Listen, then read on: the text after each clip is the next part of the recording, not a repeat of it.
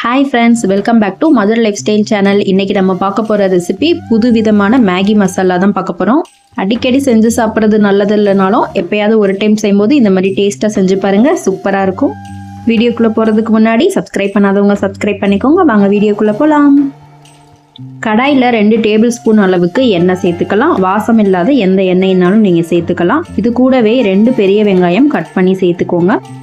நீட்ட வாக்கில் கட் பண்ணி சேர்த்துக்கோங்க. 2 பச்சை மிளகாவும் சேர்த்துக்கலாம். அதையும் வெங்காயம் கூட நல்லா வதக்கி விட்டுக்கோங்க. அடுத்ததாக 1 டீஸ்பூன் அளவில் இஞ்சி பூண்டு பேஸ்ட்டு சேர்த்துட்டு அதையும் நல்லா வதக்கி விட்டுக்கோங்க. பச்சை வாசம் போகிற அளவுக்கு சிம்மில் வச்சு வதக்கி விட்டுக்கோங்க. வதங்கினதும் அடுத்ததாக 2 மீடியம் சைஸ் அளவில் தக்காளி எடுத்து கட் பண்ணி சேர்த்துக்கோங்க. ரொம்பவும் சின்னதாக இல்லாமல் பெருசாகவும் இல்லாமல் மீடியம் சைஸில் இருக்கிற தக்காளியாக பார்த்து 2 சேர்த்துக்கோங்க, கரெக்டாக இருக்கும்.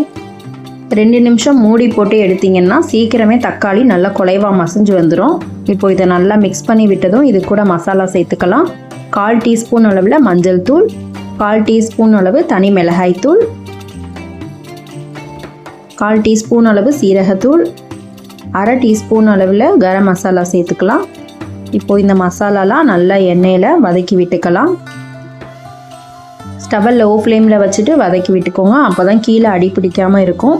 இப்போ இது நம்ம நல்லா 2 நிமிஷம் வதக்கினதும் மசாலா சேர்த்துருக்கனால இது கூட 1/2 டம்ளர் அளவு தண்ணி சேர்த்துக்கலாம்.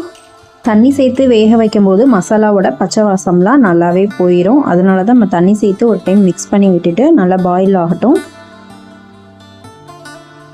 ஓரளவுக்கு தண்ணி நல்லா வற்றினதுக்கப்புறமா இது கூட 4 முட்டை எடுத்துக்கலாம்.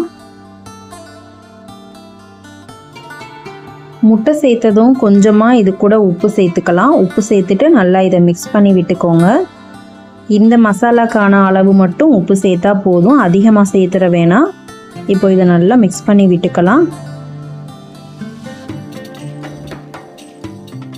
முட்டையோட ஈரத்தன்மையெல்லாம் போகிற அளவுக்கு நல்லா மிக்ஸ் பண்ணி விட்டதும் 1 டீஸ்பூன் அளவில் மிளகுத்தூள் சேர்த்துட்டு அதையும் நல்லா கலந்து விட்டுக்கோங்க.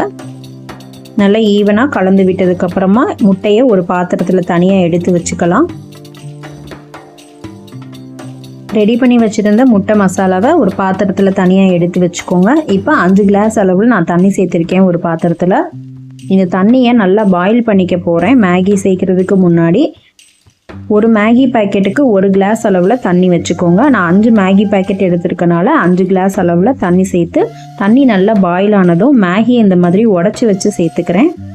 இந்த மாதிரி மேகியை உடச்சி சேர்க்கும் போது நம்ம ரெடி பண்ணி வச்சுருந்த முட்டை மசாலா இது கூட நல்லாவே மிக்ஸ் ஆகி டேஸ்ட்டு சூப்பராக இருக்கும்.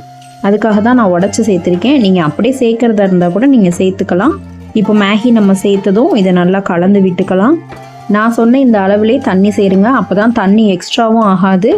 இந்த தண்ணியை நான் வடிக்க போகிறதும் கிடையாது. கரெக்டாக இந்த தண்ணி அளவுலே நல்லாவே மேகி குக் ஆயிரும். இந்த அளவு கொதி வந்ததும் 1/2 டீஸ்பூன் அளவில் எண்ணெய் சேர்த்துக்கோங்க. அப்போ தான் மேகி குலைவாக ஒன்றோட ஒன்று ஒட்டாமல் இருக்கும்.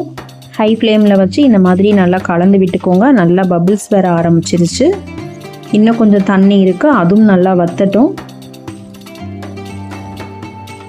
ஓரளவுக்கு தண்ணி நல்லா வற்றினதும் மேகி பேக்கெட்டுக்குள்ளே மசாலா இருக்கும் இல்லையா, அந்த மசாலாவும் நம்ம இது கூட சேர்த்துட்டு மிக்ஸ் பண்ணிக்கலாம். மேகி வேகும்போது ரொம்பவும் தண்ணி ட்ரை ஆகிடக்கூடாது. இந்த ஸ்டேஜில் இருக்கும்போது நீங்கள் மசாலா போட்டு மிக்ஸ் பண்ணிங்கன்னா கரெக்டாக இருக்கும். நல்லா ஈவனாக இதை மிக்ஸ் பண்ணி விட்டுக்கோங்க. இப்போ நான் அதை நல்லா மிக்ஸ் பண்ணதுக்கப்புறமா காமிக்கிறேன் பாருங்கள்.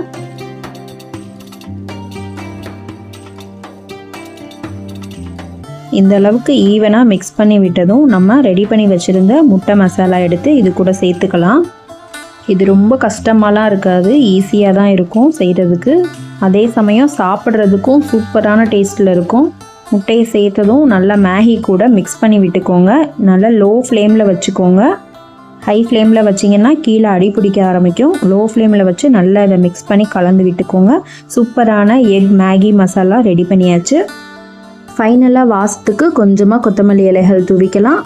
இதே மாதிரி நீங்களும் உங்கள் வீட்டில் ஒரு டைம் ட்ரை பண்ணிவிட்டு எப்படி இருந்துச்சுன்னு எனக்கு கமெண்ட்ஸில் சொல்லுங்கள். என்னோடய வீடியோ பிடிச்சிருந்தால் லைக் பண்ணிவிட்டு சப்ஸ்கிரைப் பண்ணாதவங்க சப்ஸ்கிரைப் பண்ணிக்கோங்க. Thank you friends.